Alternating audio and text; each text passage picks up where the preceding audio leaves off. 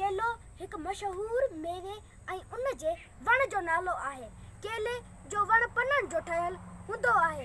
केलो दुनिया जो अकेलो वण आहे जंहिंमें काट न हूंदो आहे।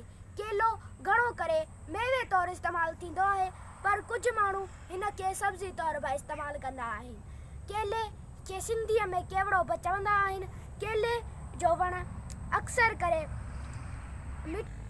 मिटी ऐं ज़रख़ाइज़ ज़मीन में थींदो आहे। केले जी अहम ऐं हैरत में विझंदड़ ॻाल्हि उहा आहे त हिन जो को ॿिज न आहे।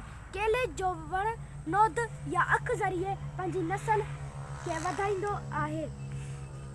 ॿाहिराड़ी जा माण्हू केले जे वण खे जानवरनि जे इलाज लाइ बि कमु आणनि था। माए माल में जॾहिं अवास जी बीमारी थिए थी त केले जे पन जे ॾांडनि मां पाणी कढे माल खे पीआरींदा आहिनि, जंहिंसां काफ़ी फ़र्क़ु अचे थो। केले जे मेवे में सवादु ऐं तिबी फ़ाइदनि खां हर को वाक़िफ़ु आहे। केले जूं दुनिया में लॻभॻि 9 जिन्सूं थियनि थियूं, जिन मां लाल केलो ऐं सोन केलो आम आहिनि। ॿियनि जिन्सनि में चंपा केलो, चेबी चंपा, मर्ताबान, डाकाई, कच्छ, मोहन भोग ऐं राम केलो थियनि थियूं। ही मलेशियन केलो आहे।